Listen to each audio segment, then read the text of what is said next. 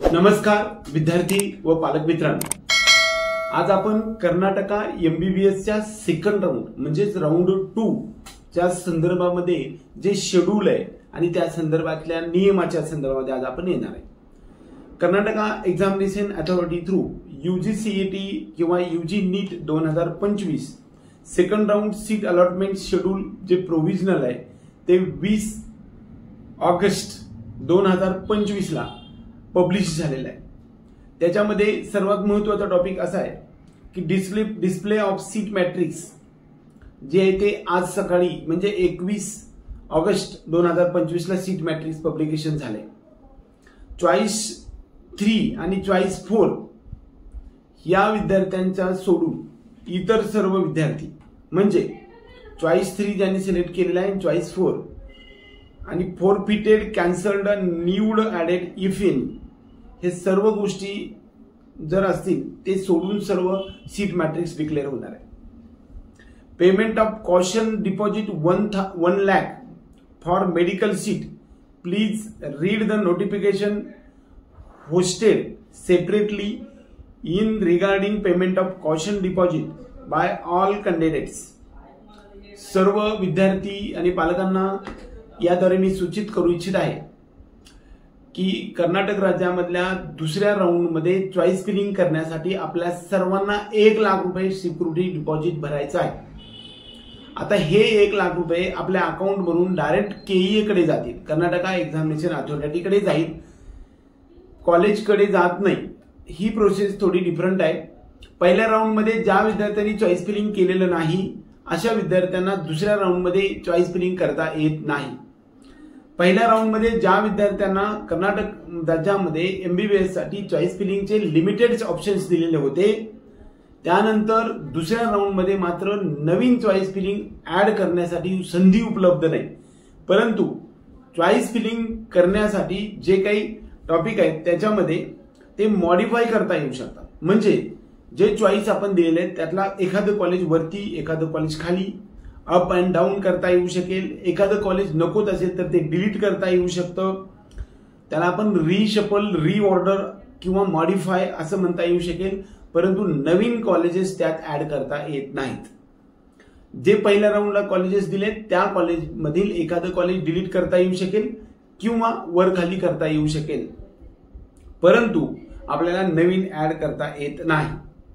दुसरी गोष्ट, याच्यासाठी आपल्याला चॉईस फिलिंग करत असताना 1 लाख रुपये सिक्युरिटी डिपॉझिट आहे। पहिल्या राऊंड मध्ये तुमचा विचार केला गेला होता की जे कॉलेज आपल्याला घ्यायचं आहे ते कॉलेजसाठी जर ज्या विद्यार्थ्यांनी ऍडमिशन घेतलेलं आहे अशा विद्यार्थ्यांना जर समजा चॉईस एक्सरसाइज आपण सांगितलेली होती, ज्या विद्यार्थ्यांनी चॉईस एक्सरसाइज 4 केलेली होती, चॉईस 4 नंबरचा ऑप्शन घेतला होता, ते एक्झिट झालेले आहे, म्हणजे तो प्रोसेसच्या बाहेर पडण्यासाठीचा होता। चॉईस एक्सरसाइज 3 ज्याने ऑप्शन घेतलेला होता त्याला आपण कॉलेज मिळालेलं जॉईन करणं आणि ते फायनल करणं म्हणजे रिटेन्शन देणं असा अर्थ होतो, त्यामुळे तिथून पुढच्या प्रोसेसमध्ये त्याचा विचार केला जात नाही। यामध्ये चॉईस एक्सरसाइज 1 आणि 2 हा टॉपिक इकडे उपलब्ध आहे। चॉईस एक्सरसाइज 1 मध्ये आपल्याला अपग्रेडेशनसाठी जाता येत होतं आणि चॉईस एक्सरसाइज जे काही होती ती 2 ही जे होते ती आपल्याला हे कॉलेज जॉईन न करता पुढच्या राऊंड मध्ये आपल्याला नवीन कॉलेजमध्ये जाता येत होतं। आता जे विद्यार्थी पहिल्या चॉईस एक्सरसाइज 1 आणि 2 मध्ये होते अशा विद्यार्थ्यांसाठी आपल्याला 1 लाख रुपये सिक्युरिटी डिपॉझिट भरावं लागणार आहे। हे सिक्युरिटी डिपॉझिट KEA कडे असतंय। ज्यावेळेस तुम्हाला ऍडमिशन मिळेल त्यावेळेस तुम्हाला तुमच्या फीज मधून हे 1 लाख रुपये परत मिळू वजा होऊन आपल्याला परत KEA कडे राहिलेली फीस भरायची आहे। त्यामुळे काही काळजी करायचं नाही। हे सिक्युरिटी डिपॉझिट भरल्यामुळे मेरिट खाली येणार आहे हे लक्षात घ्या। हे जे चॉईस एक्सरसाइज किंवा चॉईस फिलिंग आहे ते चॉईस फिलिंग किंवा ऑप्शन फॉर्म एंट्री करण्याची जे आहे ती आज 21 ऑगस्ट 2025 पासून 25 ऑगस्ट 2025 च्या दुपारी 1 वाजेपर्यंत आपल्याला चॉईस फिलिंग करायची आहे। दुसरा महत्वाचा एक मुद्दा असा आहे की या ठिकाणी the candidates who are interested to surrender the first round allotted seat म्हणजे पहिल्या राऊंड मध्ये एखाद्या विद्यार्थ्याला एखादं कॉलेज मिळालेलं होतं आणि त्या ठिकाणी जाऊन कर्नाटक राज्यामधल्या एमबीबीएसच्या प्रायव्हेट ओपन स्टेट्स मधून ऍडमिशन घेतलेलं आहे अशा विद्यार्थ्याला ते कॉलेज जर सरेंडर करायचं असेल, म्हणजेच ते सोडायचं असेल किंवा ते अलॉटेड सीट सोडायचं असेल, तर he should surrender on or before म्हणजे 23 ऑगस्ट 2025च्या 4 वाजेच्या अगोदर. आज आपल्याला 21 तारीख आहे, 22 आणि 23 तारखेच्या दुपारी 4 वाजेपर्यंत in KEA Bangalore in person. Penalty will be applicable as per rules.